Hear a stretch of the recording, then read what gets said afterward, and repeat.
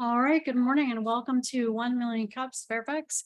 Give us 1 second as we get situated with our microphones and handy dandy phones. You'll see a lot of people jumping in from the meeting with their handheld devices in front of them. So thank you to Ken Portnoy for making that possible.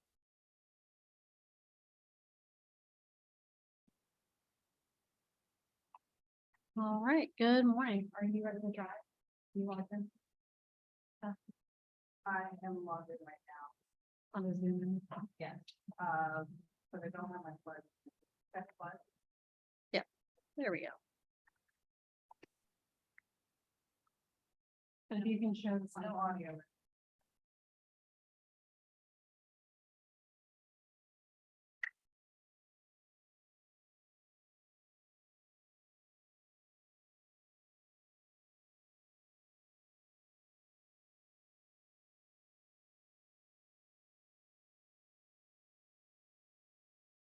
All right, good morning. Welcome to 1MillionCups.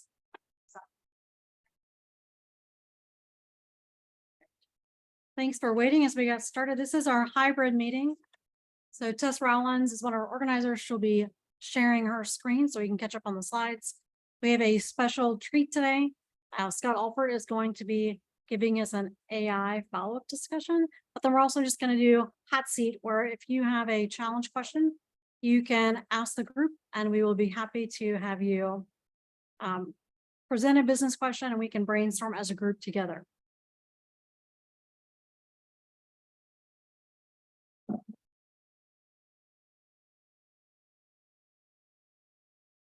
All right, so hopefully everybody can hear us.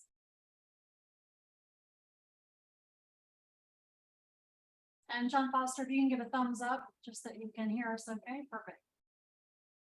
All right, so 1MillionCups is a organization that's national. It's sponsored by the Kaufman Foundation and started by the Kaufman Foundation, all about helping small businesses grow. And one of the things that the Kaufman Foundation is all about is growing entrepreneurs. And so we have businesses present every week.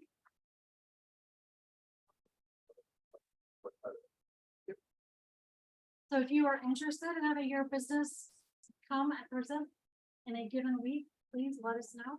We're more than happy to coach you through that and help you prepare as well. One of the things you could do that would be fantastic, although now our phones are following scans. We can't scan the QR code, but if you can scan the QR code that's about to pop up on your screen and check in, that would be fantastic. You can also check in later on the website, 1millioncups.com/Fairfax. You can see the chart on the right. We do track attendance, so just something to know. The more you can check in, the better, so we can get swag and fun stuff for our presenters. We do have a team of organizers and brand ambassadors. If you're interested in either, please learn more about it. And one thing we would love to say to our online visitors, please introduce yourself in chat. Share your name of your company, your business, etc., and how we can get in touch with you. We can save chat later. As I said, this is a national organization. I believe there are over 200 chapters all across the country. We meet at 9 a.m. in virtual or in person in all sorts of markets. That is one of the cool things. You can present not only at 1MC Fairfax, but you can present in any markets you're interested in launching or growing your business. That is one way we collaborate with businesses all over the country for folks who are interested in launching in DC. Our key pillars: presentations, not pitches. We believe in authentic connections, not just showing up and handing out business cards. We are built for the community, by the community, and we are radically and intentionally inclusive. All right, so the coffee sponsor this month is me, Jen Dalton. My company is Brand Mirror. I work on personal branding for entrepreneurs and executives. Please feel free to scan the QR code, grab some complimentary time if you need a summer check-in or update to your personal or company brand. In addition, you can see we are physically at the Mason Enterprise Center in Fairfax. There's a newly refurbished space. Actually, it's newly built, not refurbished, excuse me. Brand new space for virtual members or in person. They focus on helping companies launch not only in GovCon, but they also have specialty with technology companies. As a member, you get mentoring for free, and they have a team of mentors that can be assigned to help you launch and grow your business. They have great educational programming. And again, they have fantastic connections with the Fairfax City PBA as well as SBDC. And of course, as you can see, they collaborate with George Mason. How our meetings work, we'll see how today goes. We've got all this new tech here in person. But what you should do on Zoom or in the room, you can raise your hand and we'll call on you. How this works, and today is a little bit of a special day because we have an organizer Scott Alford presenting. But feel free to raise your hand and ask questions once he's done with his slides, although I think if people have questions, they're able to ask him. Absolutely. All right, Scott's friendly, so he'll let you ask questions during his talk. It's only going to be 10 or 15 minutes max. Yep. And then we'll go to open discussion. And again, the hot seat. So if somebody has a business challenge, they can ask that question too. All right, welcome to best practices. What I would love to do is have folks in the room go around and just introduce themselves. And I'll have people on Zoom do that as well. In fact, why don't we start with our Zoom guest, John Foster. You can unmute, introduce yourself, name, company, and how you heard about us. That would be great. I would be happy to do that, Jen. So I'm John Foster. I'm an ambassador for Green Fair Health and Wellness, as well as for, that's both for the restaurant in Herndon, as well as Green Fair Health and Wellness nonprofit. And heard, I've been involved with 1 Million Cups for, gosh, I think it's been at least 4 years. And as I like to say, it is always a great way to start off the middle of the week. My Wednesday, it feels like Monday today, so my days are all messed up. It is a holiday, so I totally get that. All right, next up, Carolyn, you would introduce yourself. Good morning, everyone. I am Dr. Carolyn Mack, and I'm the midlife strategist, and I am here because I was referred to this group over a year ago. Well, to 1 Million Cups over a year ago, and I came and I found this wonderful Fairfax group, and I've been here ever since. I am the midlife strategist, and I help women go from guilt and dissatisfaction to authentic living in 10 minutes a day. Love this group. Thanks, Jen. Thank you, Dr. Carolyn. We're excited to have you present next week. So we love having you every week. We appreciate you. Thank you. All right, Brian Perry, if you want to unmute, introduce yourself, that would be great. Sure. So Brian Perry, I was at the Veteran Entrepreneurship meeting in DC about a week ago, I think. I met Karen Small, and I was talking to her about getting more involved with it in Fairfax, since I live in McLean and I do a lot of business here. So I was like, hey, I want to be your go-to person for commercial real estate. So she had written me to come here. So this is my first time. Well, thank you and welcome to the group. We do meet every Wednesday. It is free. We love having you come every week, but we know we also have things up. So feel free to come whenever you like. And again, great to see you, and do introduce yourself in the chat. John Norris, why don't you introduce yourself here? We'll see how it goes. When it comes to the hot thing. Okay, you just have to speak loudly. Hi, I'm John Norris. I'm with Medicare Portal, and I've been here for a couple of years, and I enjoy this group. And I'm fortunate enough to live a mile from the Small Business Development Center here. So Dang it, if only we knew you were close. So glad you're here. You're amazing. Thank you. All right. Grosham, if you'd like to unmute, you're welcome to introduce yourself as well. One of our other brand ambassadors. I'm not sure if you're able to. And then I saw Ben Gaither also join, and Shay and Basharat. So if any of you are welcome to unmute, turn your video on and introduce yourself, or you can introduce yourself in the chat. All right. Introduce yourself. Come on up here. So sit in the blue chair if you want, or find it right. There you go. Hi everyone, my name is Lindy. I'm a having agent in Fairfax, Virginia. I saw this meeting information. I think it's very interesting. Before I have some interaction with Mason. Introduce yourself. Yep. Okay. So I have a connection. That so I want to join you. Thank you. Thank you. Thanks so much for being here. It's exciting to have people in person that are new. All right.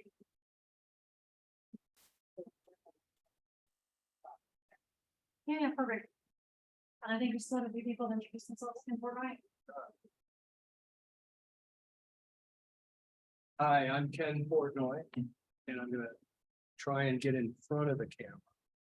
My business name is The Profit Planner. I help small business owners establish profitability, grow profitability, and grow their businesses. I've been a participant in 1MillionCups Fairfax for a very long time, long enough that I can't remember how I got involved, but you're witnessing a middle-aged brain freeze. But it's a sticky organization for those of you who are newer, and a wonderful place to help people and to meet people. I'm sure Donnell or someone greeted you. Not Donnell, but you've been here a long time. I appreciate you being here. Tess. Hey guys, I'm Tess Rollins. I am the chief creative cultivator of Simply Enhanced. We are a graphic design and brand strategy group so that we can help small businesses become more visible to be and remain viable.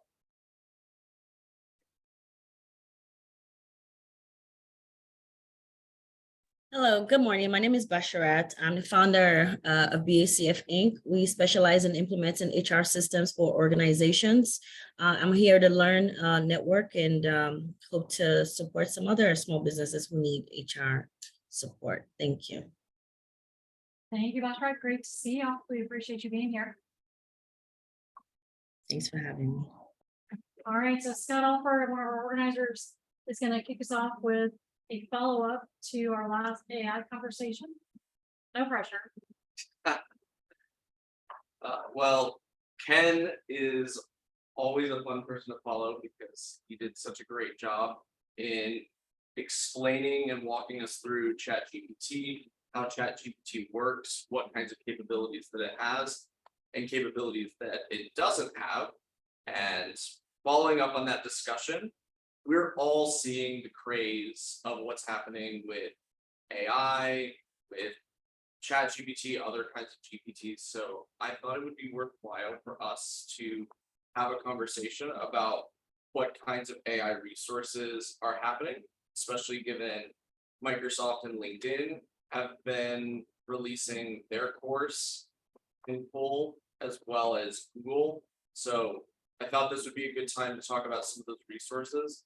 And I also want to have a conversation after I go through some of these slides about what resources that you are using in terms of AI, what resources you think you would like to use, and even have a conversation around what are AI tools that you have concerns around, because not everyone in our society is going to be on the same page as to what resources are actually helpful for your businesses and which actually take away from the heart of what you're trying to do as a business and as an entrepreneur. So with that, I want to start by talking a little bit about some of the resources that now exist. So one that has come out very recently is the Career Essentials in Generative AI by Microsoft and LinkedIn. So Microsoft and LinkedIn have a collaboration, and the idea is helping people to actually understand what are these tools, because we can talk about them, we can see them in the news, we can even have conversations about them, but the breadth of tools that are available in AI, how it's disrupting all of our industries, there are a lot of questions to be asked and a lot of questions to be answered. So just to give a little bit of context that you see on the screen. So the goal of their career essentials is to help the user, the audience, the student to develop an understanding of generative AI models, to learn about the ethical considerations using generative AI, because this is going to be a minefield for us to navigate and to explore the impacts of generative AI tools. So that's something to consider looking at. And to get a little bit more detail of what is involved in the course, there is information about what is generative AI. It's going to walk you through some of how generative AI started, how it's developed, how it, and where it's essentially going to head, or where they project it's going to head. It'll also be exploring some of these questions of ethics, how to properly use AI. So if that's something that's interesting to you, please by all means check it out. But Microsoft and LinkedIn are not the only ones who are trying to get ahead of framing generative AI. Google also has its own introduction and course, and they have plans to expand this out significantly so that people can understand the different tools that are provided. So it's doing a lot of similar things, but is providing content to a little bit of a different audience. This is just Google's is a more generalized audience, whereas what Microsoft and LinkedIn are doing, given that LinkedIn is a partner, is trying to help people think through specifically the application for business. But I think all of us recognize this is going to be disruptive to every industry. And I mean, there may be a handful that it doesn't touch, but in some way, the way that your business is going to operate is going to be touched by AI. So I think this is a really important conversation, and it's worthwhile for us to take time to see how some of these larger companies are trying to frame these conversations. And with that in mind, I just want to run through a couple of applications that have come up.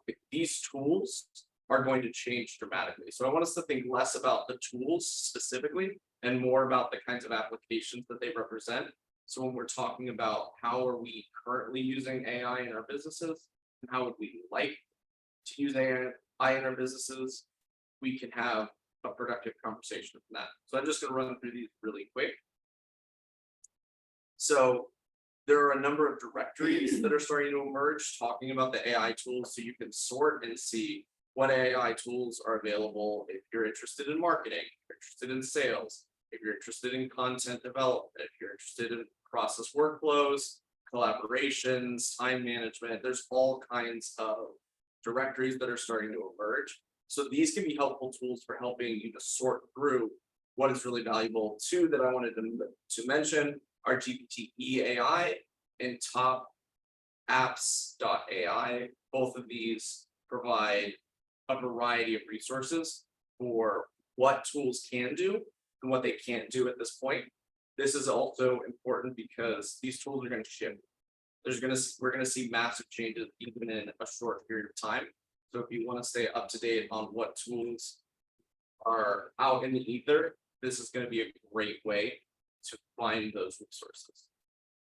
So running through a couple of different things. So there's software that can help you with things like video editing, podcasting, transcriptions.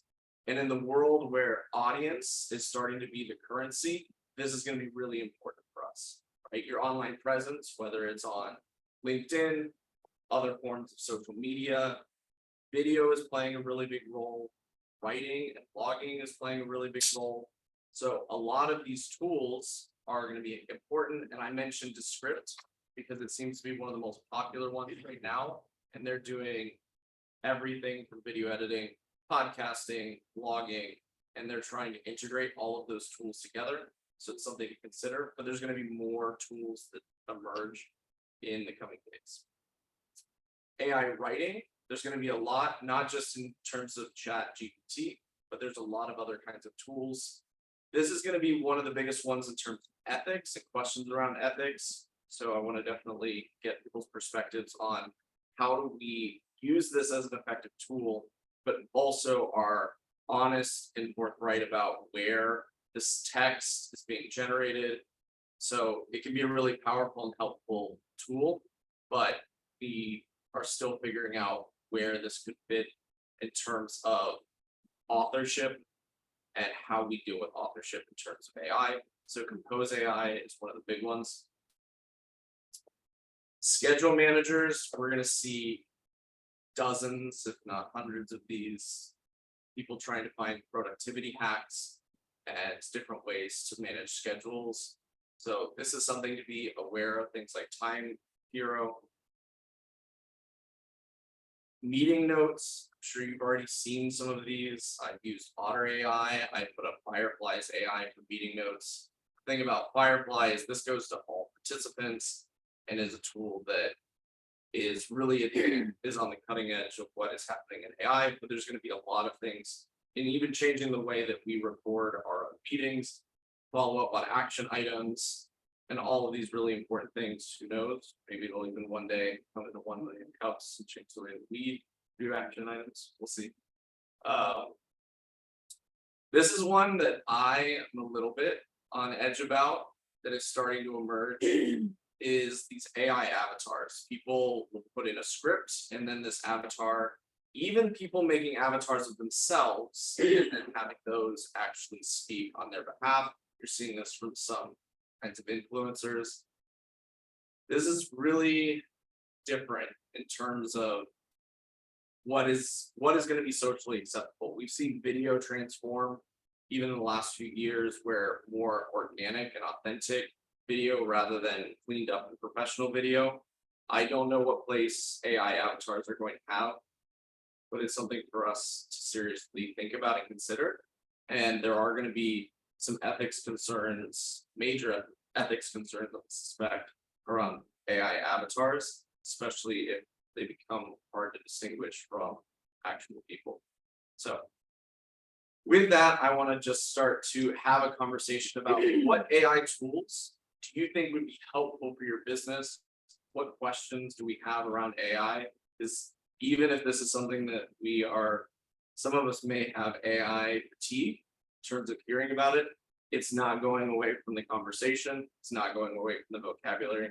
So I think it's an important conversation for us to have. Well done. Awesome job. Thanks, Scott, for pulling together all of that scary and exciting information all at the same time. If you want to stop sharing, and I will put our Hollywood squares back up.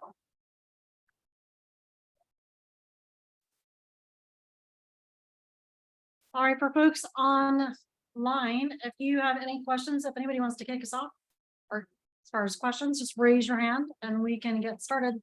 John Foster, lead the way, please. So Scott, yes, thank you for the presentation, because certainly this is something that everybody needs to pay attention to. And I guess my only comment really, and I think it goes back to the AI, the thing that I'm thinking about is all these tools out there and these new companies and stuff coming out. As we integrate those into our businesses, we really need to pay attention to what we choose to use, because it could be that they may not be around. So I love, checking the new stuff out and that sort of thing. And there was one I'll just mention that I found pretty interesting, was gamma.app, which is a presentation software. You type in a few lines about what you want to present and it comes up with a presentation. And so, so there's a lot out there. So I just throw out the warning that I think one of the things we really have to be cognizant of, as far as the companies that are, offering stuff, and, how long are they going to be around? I think that's absolutely right, John. That's why I mentioned that I was using the companies that I was drawing upon as illustrations or examples, especially for our discussion, because I think we're going to see massive change. First movers in these spaces, many of them I don't think will be around for very long. Some of them may, but for a lot, unless they already are entrenched, there's a lot of either copycats or second and following movers who are going to be able to innovate as well behind. So I think you're going to see a lot of competition spaces. And certain tools may gain niche, but it's gonna be hard for us to know which companies. That's why it's important for us that this is an evergreen discussion about what tools do we actually need for our business, not concern ourselves as much with the specific companies, as you said. Yeah.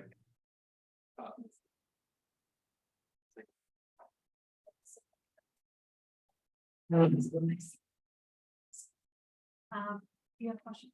All right, John Norris has a question, and then we'll switch back to Carol. Yeah, or you can come up here. I'm not gonna bother you.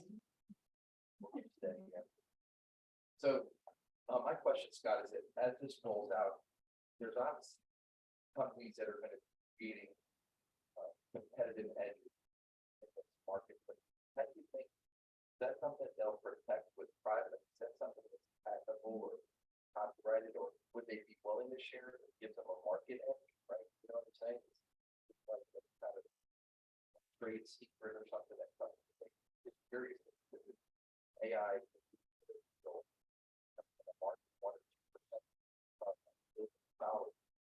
big money.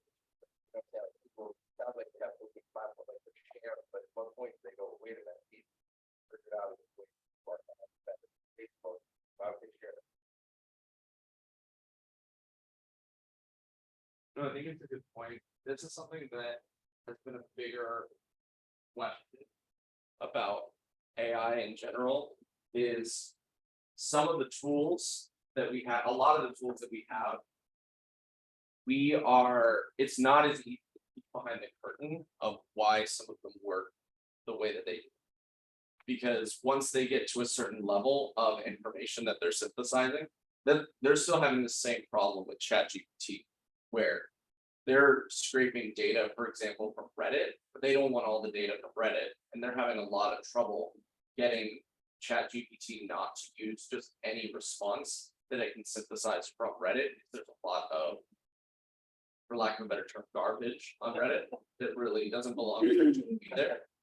And there are concerns because it's not as though you can just get out ahead of that. And that's where some of the concerns from leaders like Musk and others who are saying, hey, you guys have opened Pandora's box. It's going to be really hard to put it back in the box now that it's. I hope that it. Oh, like that, yeah, I mean, that's, there's an ambiguity, but we don't know that. Yeah, we don't. Right. Right, and it's like a lot of things, by the time you find out, anymore, 6 months or a year of it, just kind of it's delayed cause, but it's just fascinating. Thanks, God. All right, Carolyn, what's up? What's your question? Hey, Scott, thanks for the presentation. I wanted to know if there are or will be something on the horizon that will help to curate your content. Like if you're doing like a monthly calendar of content, is there an AI app out there yet? You know, we have the productivity ones, but do they encompass creating content as well for your social apps? The short answer is yes. I would look at gpte.ai. They're going to have a lot of some of the latest, and it seems like there's a half dozen new companies that pop up every week at this point. But I do know a number of people that are organizing, for example, their newsletter and their newsletter content using simply just a handful of AI tools and creating processes that they use. So hopefully that answers the question, but that's where I would start using a tool that the AI directories can be very, very helpful, because I don't think any of us are going to be able to keep up with this on our own. So the more we're able to rely on some of those helpful tools that are. Thanks, Scott. Thanks, Carol. That's a great question. As a content creator, I would just chime in and say, I think whatever job you're in, you have to be able to integrate AI into your job to stay efficient and effective, especially if you want to make sure you're not replaced by it. So for content creators specifically, I don't know that the voice has been captured yet. I think the more people use AI, the closer we'll get. But just be very mindful of what tools you're using. I point out AWS and Zapier only because AWS went down the other day and Zapier was not working. So whoever's automating their processes and workflows, just know that everything is automated, and if one thing fails, make sure you have a system that's manual or can be managed behind the scenes if the system goes down. Question here, can I get a Brian? Ken, you were waiting for that. I have a question about video editing. And I'm curious if anyone in the crowd has experience with video. I have been doing my own video for a while now. It's tedious and difficult. Going to be, I think, experiment. To bring more video with my content. Out that lessons learned that they can share. So I have used Descript, but I have not used an AI that does the editing part. It does do all of the transcription and all of that kind of stuff. But I have not done editing, and that scares me, but I'm willing to try it. If anybody wants to play with me, get in touch, we'll experiment together. Yeah, we can do that. We can do a video AI. Yeah. I can say that my brother has started to do that, but the biggest thing is it can take multiple cameras if you're shooting a podcast, and it can cut where people start to speak into different microphones and identify the relationship. Cameras pointed at this person, they're speaking, or both people seem to be a part of the conversation. So there's 3 camera angles, one focused on 2 speakers, one focused on each individual speaker. He uses it for that. He said that it slices it pretty well. Actually, pretty quickly, pretty well. I could do a little, he's like, I can still do a little better, but it's not worth the time. Yeah. Well, and the editing is such it's the biggest cost driver of video, so if you can make that easier. I'll see if those savings will pass on to the smart. Brian Perry, you have your hand raised if you want to. Yeah, I just want to, well, on what you were talking about there, I forget what the name, there is an app that you can actually, I think that helps with editing where it'll copy it. Like there was other like Rev or something that did video editing, but then this one actually with AI automatically fixes any ums and everything in there, and you can actually change some of the words, but I forget the specific app for that. But I know with my marketing team, they implemented giving me generated briefings on clients when they send them over, which has been helpful. It's been pretty accurate. They get some things inaccurate, but at least I know who I'm going to call and a little bit more about their business. But I was wondering if anybody was using some AI generated websites that have some kind of, functionality that are more useful than static websites. So Wizard is one that I know a number of people have started using. That's something to look out. It's, I think it's UICARD. And there's, the other one is, I might be mixed up. One of them is FlipUp, but people are using that for branding for their websites. So those are some resources to look at. Thanks. And Brian, I think Descript is the video. Oh, yeah. It will insert on some of that through all the and Yeah. edit video where you have it also. What's that? The Descript tool Yeah.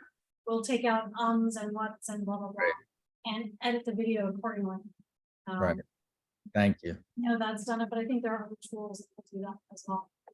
Can you put those websites in the chat? Yes. Yes. All right, other questions from the room or the audience?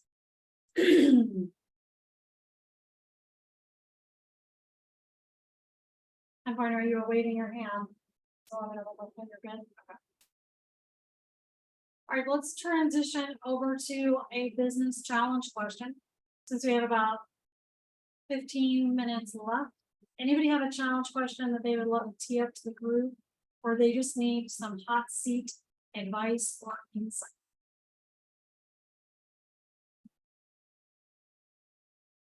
Everybody's business is perfect. It's all going beautifully. Nobody has any need for help. Help.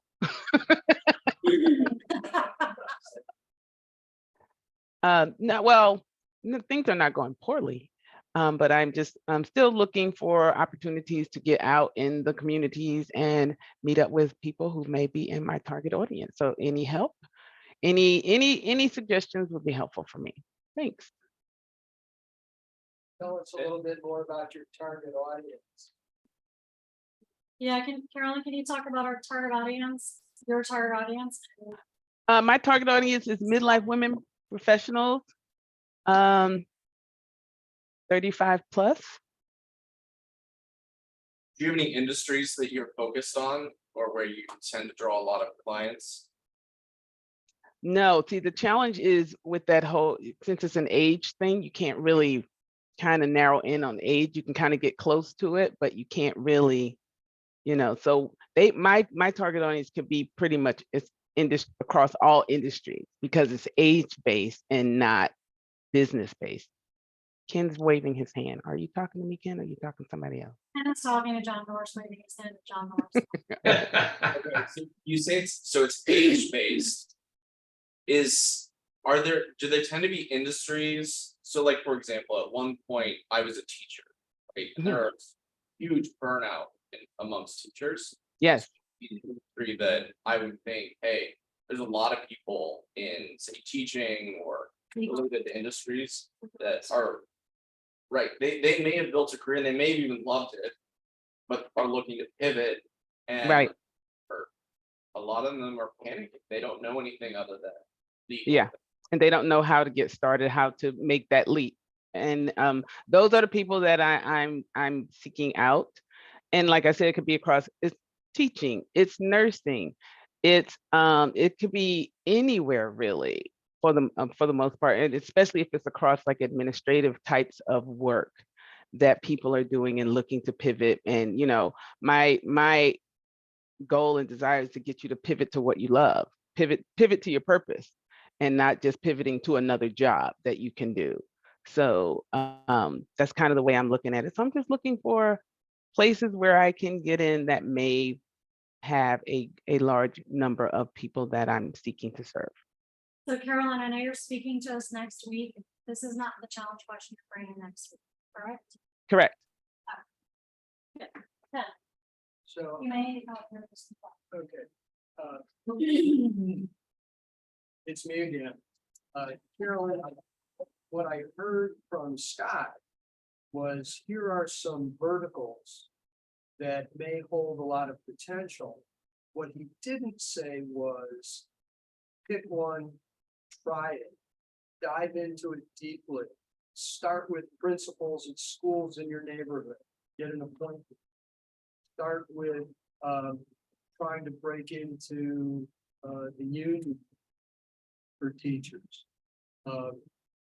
They're not going to be helpful in trying to pivot people out of teaching. But if you have an offering that might help them retain teachers, I'm sure they would go crazy. And so picking one of these verticals that you described, or he described, or nursing, approaching through hospitals to their nursing staff, approaching through large medical practices to their nursing staff. They are probably more dedicated to helping people recognize how much they appreciate the work they're doing and retain them rather than pivot them outside.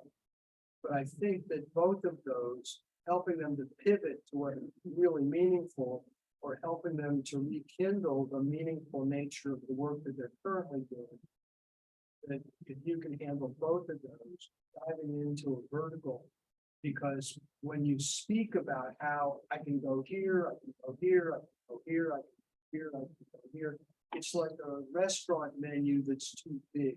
Right, it's too broad, and then you reach no one really. I get it. So, okay, I like it. So Carolyn, as someone in your demographic market, which Quinn is not, and Scott is not, and John is not. I think there are a couple of things I would tee up, and I'd love to get Tessa's perspective too. I agree with Ken, like find your target niche. But I would look at organizations like Women on Course, where you can go and people's organization gets women on the golf course. So it's going to be professionals who are trying to connect with others. So that's an interesting target demographic. Can you repeat that? I didn't hear. Women on course? Women on Course. You could also look at, if you wanted to visit organizations before joining, you could look at Women in Business Committee at the Tower Club. They host events as well. Again, the professionals who are out trying to grow their business or do something. I certainly think having a event, whether it's a webinar in person, or maybe you invite 10 people and you give them 2 tickets to invite their friends to lead this to come, really like a client appreciation or a friend appreciation, whatever you want to call it. Then people can bring people that they think could benefit and learn. I think hosting an event is a good way to let people know how you think and the value you deliver, which can help increase sort of that stickiness and close rate if you wanted people to do a follow-up versus running like an ad on Facebook.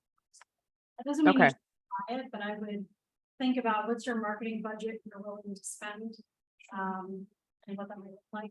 You could look at BNI, visit networking groups. John just mentioned SHRM. So there are a lot of organizations. There is like a Women in Law Association, something like that. There's all sorts of groups where I think you could be a guest speaker and deliver value for a couple of things that I would throw on there. Okay. Carolyn, Sounds good. Wonderful. Yes. This is tag team a little bit on what Jen said. So I am a member of the Women in Business Committee at the Power Club. So I think that is. Okay. Tess, you're going in and out a little bit. I can't quite hear you. I'm gonna make her come up front to the front. Of the Come Yeah. to the mic. Come to the mic. Okay, so I am a member over at the Tower Club and I am on the Women in Business Committee, so I can make that introduction for you. But the other thing too is, you know, I was in a similar situation. I moved here and packed everything up from Southern Virginia when I was 40 and didn't really know what I wanted to do. Worked corporate for a little while, or went back to corporate, should I say, for a little while. And then right before the pandemic, didn't know it was coming. I said, you know what, this is for the birds. So trying to find what you want to do. I mean, I think that your focus is absolutely right for a lot of women who are in transition. But this is going to sound weird. I would actually connect, like there's a group with women in legal, and it sounds kind of weird, but women that are going through divorce or have just gone through divorce, or they're going through an empty nest, maybe they're single and you know, those are, you need to find that demographic and connect with the people who are in that situation. And I know that with women in legal, a lot of them will have, like, they have had some gathering for, you know, just for their clients. You know, like she said, it's a client, you know, appreciation type of thing.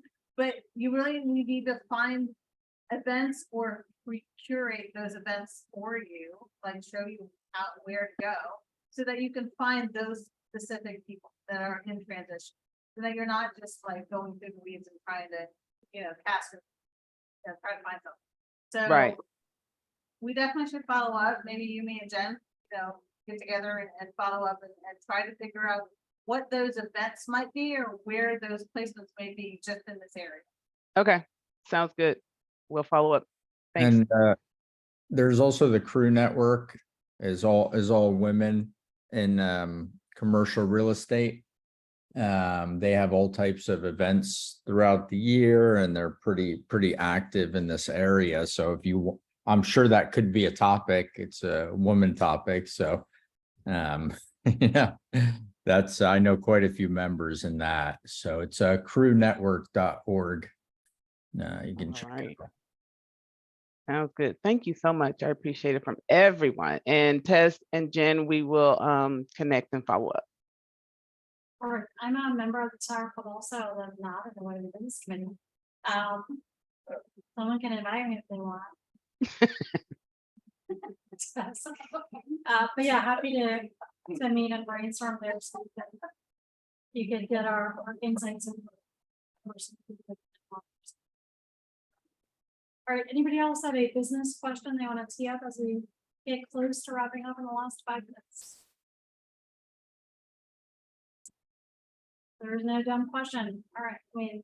So I'm not gonna judge you. It's a safe space. John Foster, where's Rupert? Yeah, no. Rudenberg's on vacation. Where's Rupert when we need him? So we- Lost it on. Question, Bachelor, go ahead, please, or Yes, hi. I have a question regarding when someone brings you a business opportunity. So let's say you have someone on your team, they work for you and they were able to connect you to a client who is bringing in, really good potential. And now this person wants a stake. They want a piece of the pie. What is the best approach to go about that? I've looked into partnerships or percentage of the particular contracts.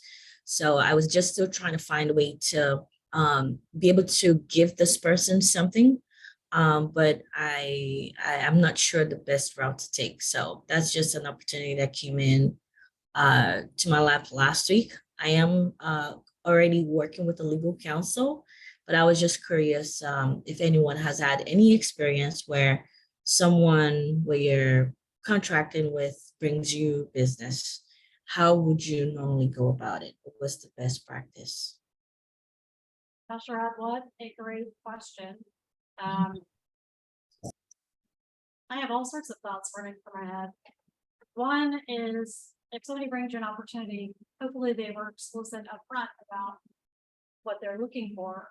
I know when people, my friends, bring me an opportunity, if it's a one-time opportunity, like an introduction, I'm not paying them and we shouldn't expect to be paid. That's why they're my friends.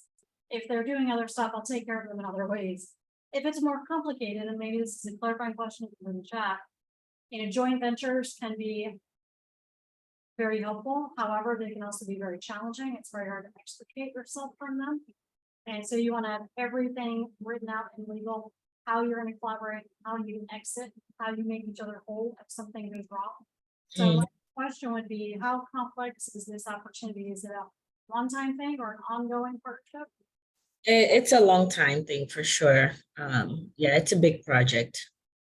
And is it something that's going to generate a win-win and revenue for both of you? Yes. Are they also going to be contributing work? Yes. Okay. Thank you for clarifying.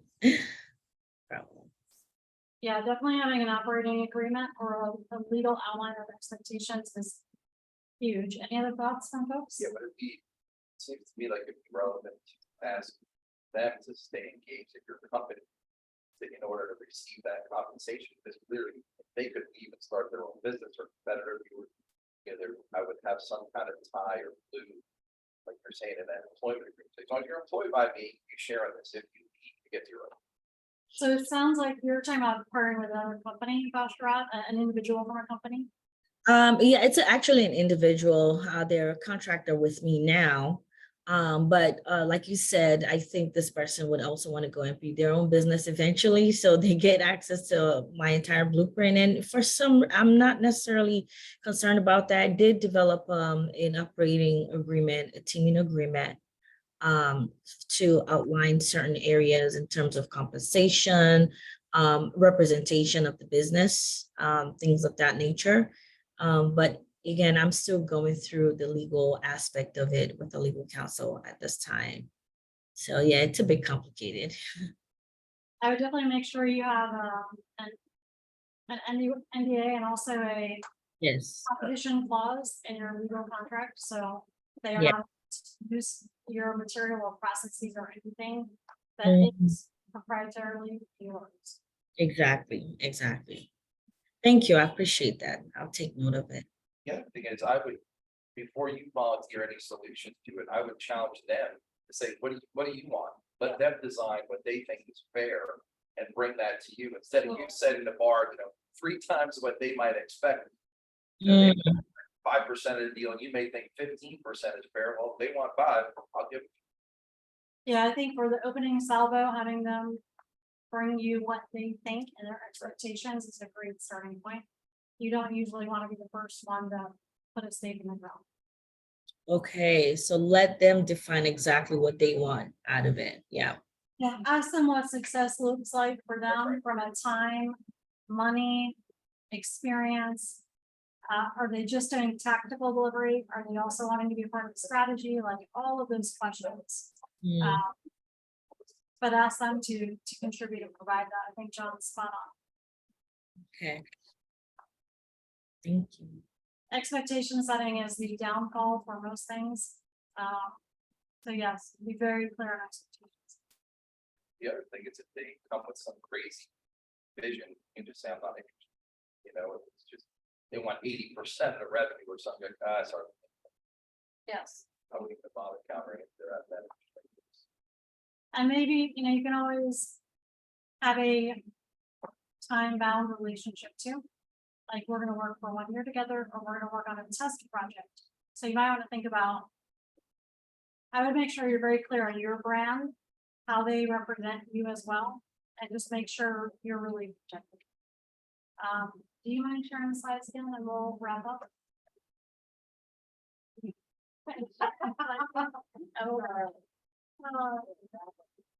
That's a great question. Really, one that I think people face often in business and definitely a challenging one. So I would definitely go slow to go fast. Yeah. Make sure you feel comfortable. If your gut is like freaking out, and listen to your gut for sure. I will. Thank you so much. No, Appreciate it. oh, it's just. Do you mind? If I take the video down?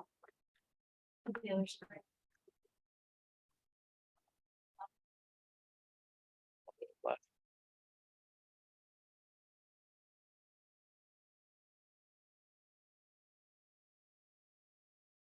All right, as we wrap up, thank you everybody for joining us today. Again, 1MillionCups meets every Wednesday at 9 a.m. We do meet in person the first Wednesday of every month. So you're welcome to join us in person or virtually. The next couple of weeks we are virtual.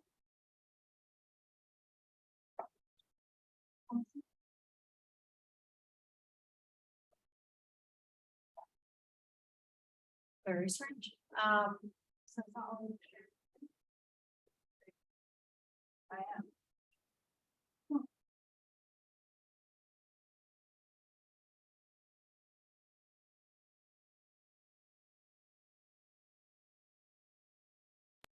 There we go. All right, so next week we do have Dark Horse Nutrition. They will be presenting their challenge question. If you scroll up, I think Carolyn will be presenting after that.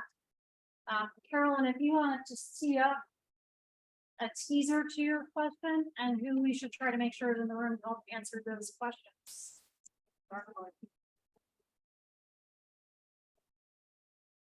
My next thing is for me to get out in front of audiences. So places where I can go and be of value just to leverage their audiences. What places can I go and show? And you gave me some great ideas there, but I really want to be able to really focus on delivering value to those that I am in front of in the room. So that's kind of just a round idea of what I'm going to be doing in my presentation. Perfect. Be careful what you wish for. Tess and I are going to be your new friends. Upcoming events. Tess, if you want to give us a teaser on upcoming events. Sure, you're gonna be able to find all of these over at the Central Fairfax Chamber of Commerce website under events.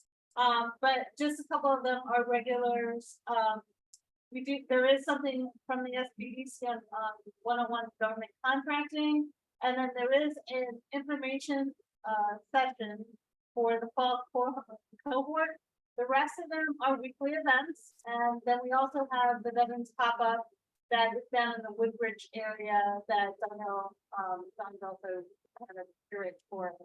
So, please support these events, and if there's anything else, if you ever have anything that you would like to share, just reach out to one of the organizers and we'll add it and let everybody know.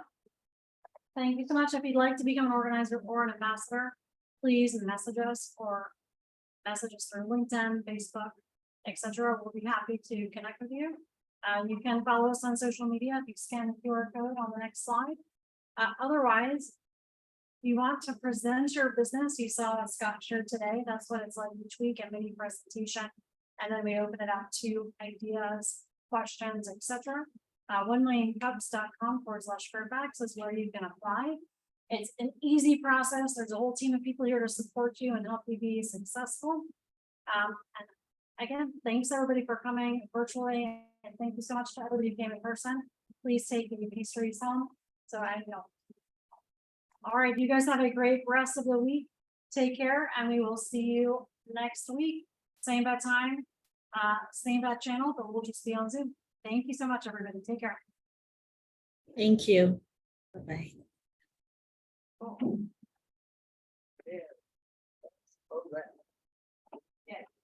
Bye, John Foster. No,